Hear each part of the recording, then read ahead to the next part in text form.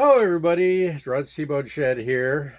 I'm going to do a review on a horn that is going to upset a lot of people, and I expect to see a lot of thumbs down on this video. Because it's another Chinese student horn, very cheap.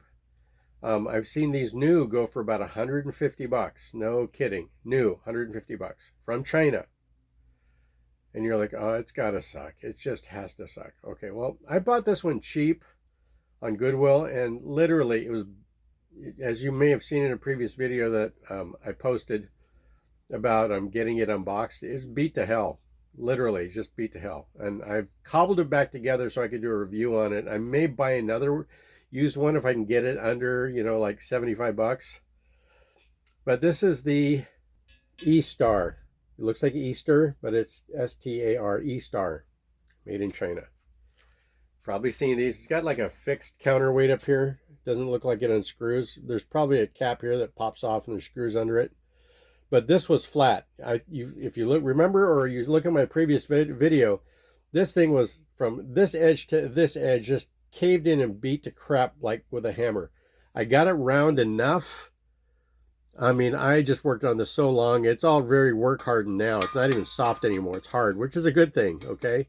But at least I got it round enough I can work it. The slide was also caved in, so I took it off. And this is a very bad patch, but it patches up the holes. I got it round. It's round, but it cracked, okay?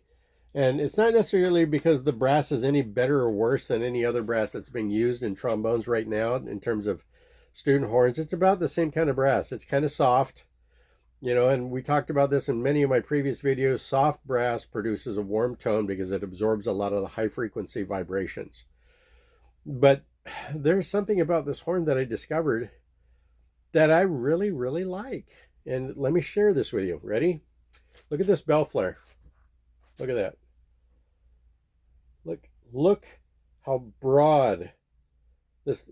I mean, it doesn't go down and then flare out fast. It's a constant gradual cone all the way out to the edge. And when you have a shape like that, it makes a very broad sound, like the Yorks that I have. Very much like that. But this bell flare reminds me a lot more, probably of a horn you haven't heard before. My Martin Magna, my 525 mid-bore, does this. And it just has a very broad tone. The difference is between this bell and the Magna bell. The Magna bell is a heavyweight bell with a semi-light slide, not really that light, but this bell makes a really, really warm, broad tone. It's an 8-inch bell, and it's lightweight. This whole horn is 2 pounds, 10 point something ounces. That's a pro level weight horn. And even more so than that, this outer slide is 7.3 ounces. That's about the same weight as my Jupiter XO 1632. So in terms of weights and lightness, it has the weights and lightness of a pro horn. What it doesn't have is it doesn't have a lot of nickel on it to give it those resistance points to allow higher register slotting and a little more stability. Now, that's not to say this is unstable. It's actually pretty dang good in the mid-range. So, I mean, there's nickel here. There's nickel on the hand brace. There's nickel on the braces here. Okay, the bell brace. There's nickel here on these braces. Nickel here on these braces. There's a decent amount of nickel to offer enough resistance for the vibrations to move through, but it's not going to allow really poppy vibrations. And unlike a lot of Chinese horns that are coming out of their student models, this is not a nickel slide. This is not a nickel plated slide. It's not a solid nickel slide, nothing. The only these ferrules down here are nickel, and that's about it. So in terms of design, what it offers in terms of nickel is about like most student horns coming out of China or wherever. Most of them are coming out of China now, except for the Getson 300. That's still American made. What's different about this horn is this bell flare design. This is different than anything I've seen in a student model. And if you want your students not to have a bright, poppy, snappy tone, kind of like you get out of a Getson 300, which is a great horn for response and jazz. It's very advanced for what it is. This broad bell, as it just eases down to the bead down here, which is not soldered, and there's no wire in it, okay, but it does offer a little bit of stability down here. It just makes this really broad, warm tone. This thick, broad, warm tone. I can't say it enough. Thick, broad, warm tone. Now, in terms of tonal stability, it's not as tonally stable as some other horns that have a heavier weight slide or a heavier weight bell. This is a lightweight bell and a lightweight slide. And lightweight without the proper nickel on there, it makes it easily responsive in the upper register, but not as easily as pro horns, which have a lot more nickel on them, like a nickel slide, and like this whole area up here would be nickel, and maybe the gooseneck would be nickel. But I'm going to play this for you, and you can listen to what it is. I've found a mouthpiece after rifling through a bunch of them. You know, I tried the basic ones. I've tried the 12C, the 6.5 AL, the 7C, the 11C, the 5G. But the mouthpieces that I like the best on this are the actually the Dennis Wick, not even my Marcinkiewicz, the Dennis Wick 6BS. One of the reasons why the Dennis Wicks are nice is because this opening here at the bottom is bigger than most, unlike Olds, which are smaller than most. But like, here's a Vincent Bach.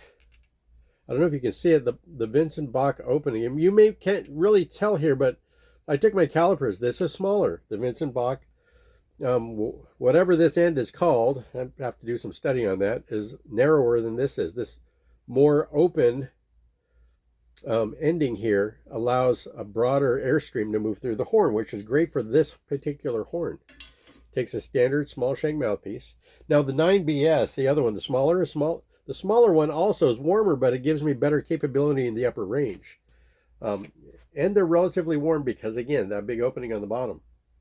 So, okay, so hate it. I don't care who you out there is hating it. I'm telling you that there's some real benefits to this Eastar Chinese-made student horn that's only 149 or 150 bucks online through either eBay or Walmart or Amazon. It's kind of crazy. Now, you might have seen some other professionals online critique Chinese-made horns and get it out, and it's like, God, it's horrible. What's that? Okay, look, these are the facts. These are mass-produced. They make lots of them. They pump them out of the factory. You don't sit there and QC everything. When you get a horn like this, if it's scrapey, it's because the slide needs to be QC'd. What's QC stand for? Quality checked. Okay, so when you, hopefully, if you're going to run off the end cliff because I said so and go buy one of these, and I recommend you buy a new one, okay, not a used one, because it's going to be, it could very well be beat to hell and bent and all kinds of crap. This slide was like, yeah, I mean, the slide was so bent and so filthy and so dirty, and the crust of trombone cream all over the slide was so heavy. The horn was just, whoever got this just treated it like crap, beat the crap out of it, and then just donated it to Goodwill. And so if you get a horn that's new like this, expect the slide not to be in optimal shape, because they're not doing that out there. They're making them. The tubes are straight when they make them, and they put them in the case and they send them off, but they don't QC anything. So if you're going to get it, hopefully you'll have a good repairman close by.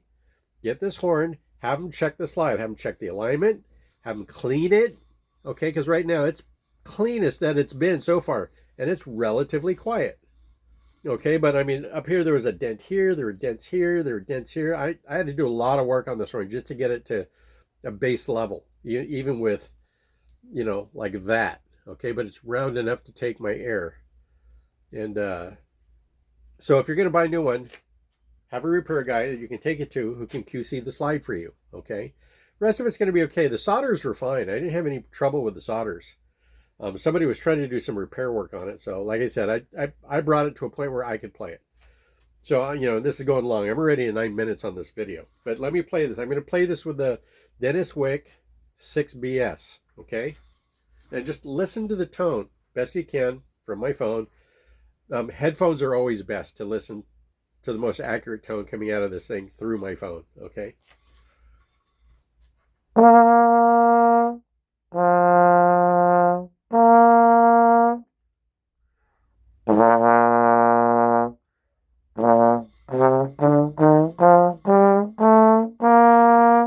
Now, when you play this, the sensation I get is it feels a little bit airy and a little bit thin. It's only airy because it's thin, and I'm playing in the lower register with a big mouthpiece. You know, you get these lightweight horns and you put a big mouthpiece on it, it's going to get airy. A lot of horns will get airy when you put too big a mouthpiece on it. But because it's not a heavyweight bell with a lightweight slide, you're not going to get that solidity that you would get, let's say, out of a Jupiter XL. Okay, but the tone is very warm and it's very broad. Okay, I'm going to push a little more air through the horn now.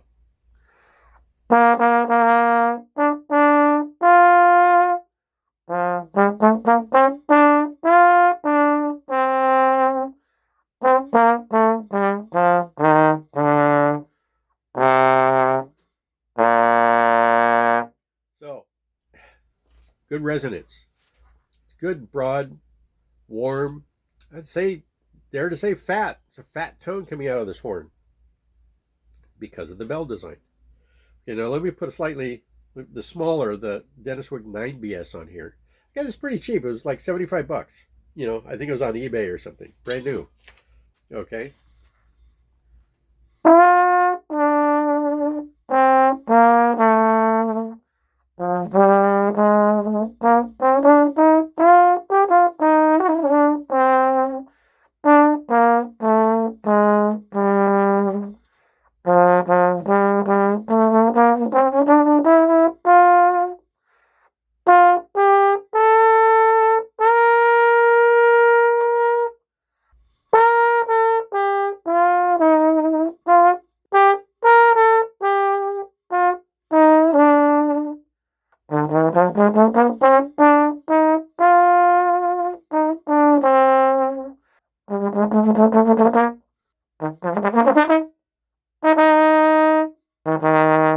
So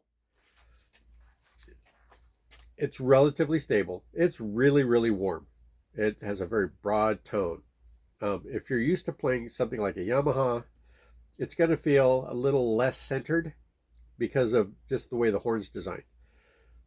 But that doesn't make it a bad thing. It just makes it a different thing. That whoever designed this horn had his own sound in mind and own design philosophies. I don't think he just arbitrarily goes, oh, let's just go ahead and expand it here, and every bell that comes out of the factory looks different. It doesn't. They all have mandrels. It's all measured. It's all put together right. It's weighted fairly well. It's not super front heavy. It's not super back heavy.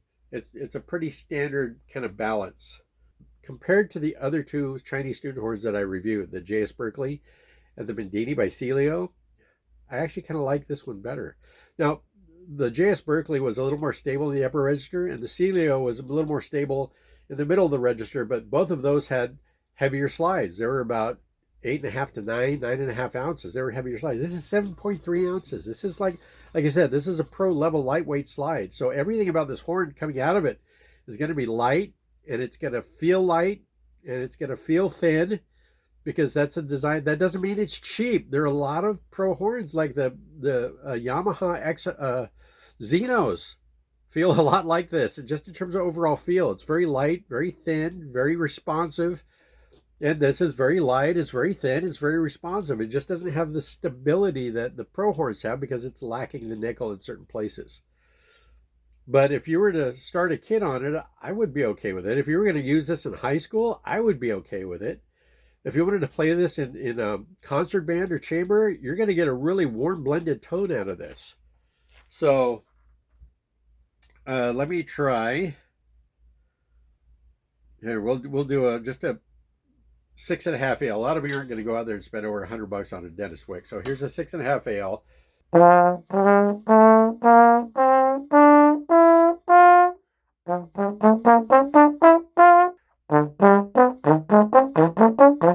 Again, when I play it cold and my sinuses are stuffed up right now.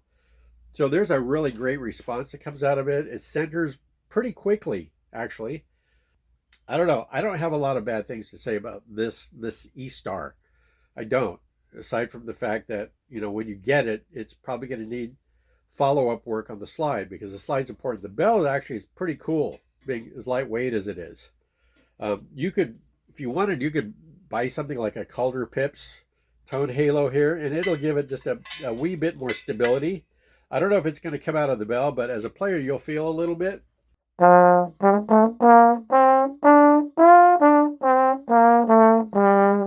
what it does, it takes some of that high frequency vibrating ring that's coming out of this lightweight bell, and it weights the bell down just a little bit more to give it a little more stability. So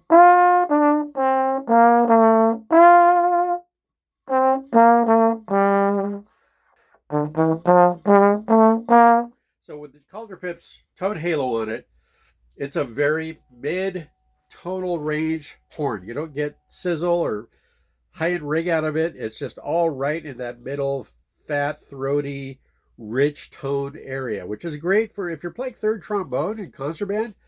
This is pretty kind of ideal, in my opinion. But yeah, this video has gone on a long time.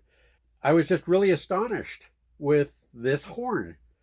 I look at it all the time, and it's like, it can't be any good. Like you look at the Asthorps. Okay, you see those on, I think it's the house brand for Amazon or Walmart or something. I haven't tried one of those yet, but this one's impressed me the most just because the bell design is different than everybody else's, and it's so light, and the slide is light. All of these features just are blowing my mind.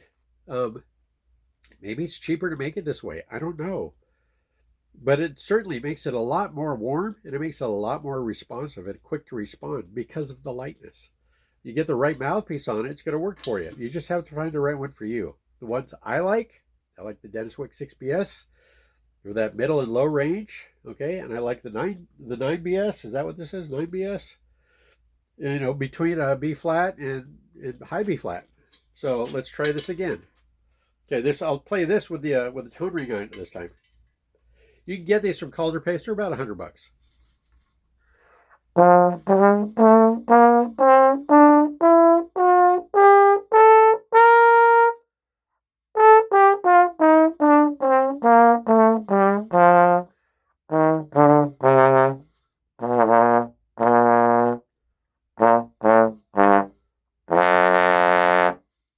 Yeah. Oh, this was the 9. That's not bad, the lower register for the 9BS. Okay, let's put the 6BS back on. Let's put the tone halo back on. I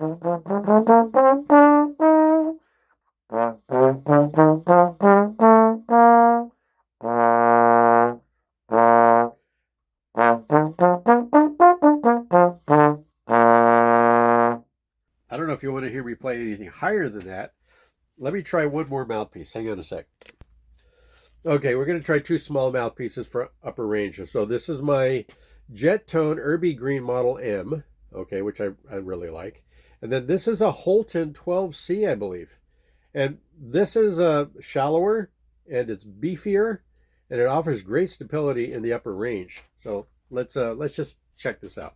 First time you'll be hearing it, it'll be the first time I'm hearing it.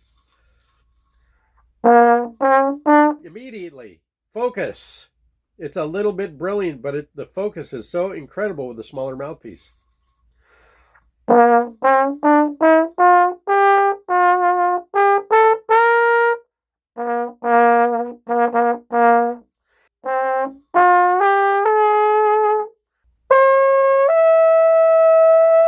Okay, so I do have to fight to hold that note up there. And again, I'm pretty sure it's because of the bell flare. Even with the Calder Pips tone halo on it, that should give it a little more stability. Without it now, it just took it off. Okay, without the tone halo, it slots a lot better. Okay, because it's allowing the higher vibrations to sing through the bell. All right, let's go. If you see these around, these Holton, see the ridge on it? That's how you can tell. And then it says Holton on it. And it doesn't necessarily say 12C, but it's like that. It's that small.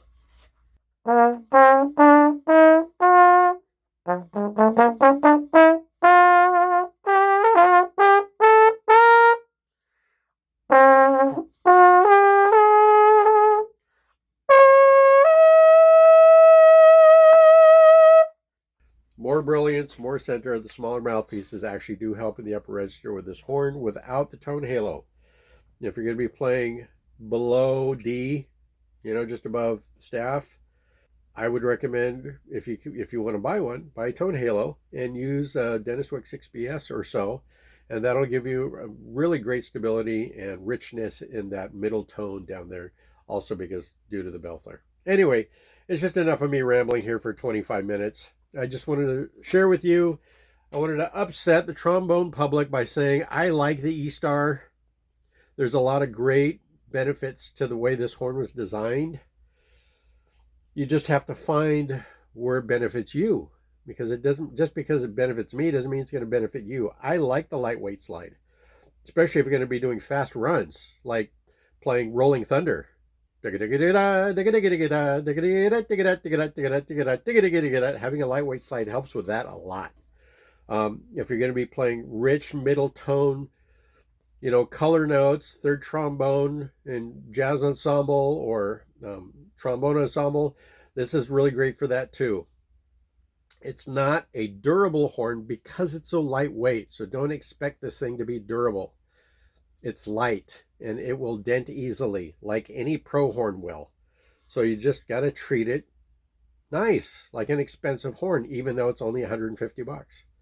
So if you dare to try one, let me know how it goes, okay? But yeah, that's my report on, and it comes in a really nice case too. It's zip up, canvas outside, everything's real nice. It's a good package. So Eastar gets my thumbs up compared to the Celio and to the JS Berkeley. So far, I like this one the best amongst those generic Chinese brands that are coming out of China. Now, if you ask me what my favorites are, it's still going to be the Getson 300 and the Yamaha 354. I'll have to put this one in third place. There are others I haven't tried yet. Like I haven't tried the BAC student horn. That's also made in China, but they QC it. They send their design specs on it. So I expect that one's going to be pretty darn good. Don't know what the modern Cons or Box or King student horns are like, okay? But amongst the Chinese stuff that's coming out of the big factories out there, I like this one the best amongst the ones. I mean, there's others I got to try, like the Glory and the Asthorpe and the Allura and maybe the Schiller. I try the Schiller. That's designed in Germany, parts built in China, and then put together and QC'd in Germany again. So I'm hearing good things about the Schillers. The Raths, I'm not sure. I don't have one. And the thing is about buying this and giving it a shot at 150 bucks, that's a very low financial risk to try something interesting like this. Okay. And then if you don't like it, you can attempt to sell it. You're not going to get the top dollar for it. I would suggest you donate it to a high school program or find somebody, or call me. I might pick it up.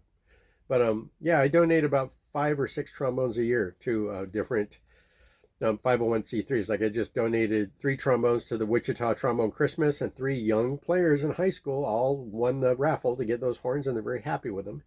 And donated another one to the drum corps that I started for their spaghetti fundraiser dinner, and people paid what I think it earned about 250 bucks in the raffle. Somebody picked it up, and that was I don't even remember what it was this year. Yeah, because I take some of these off-brand stuffs and I donate them. Last year was an Eastman. They liked it. This year, I'm not sure what it was, but whoever got it was really happy with it. Anyway, I like this one. It's good. Good. Okay. Bye-bye.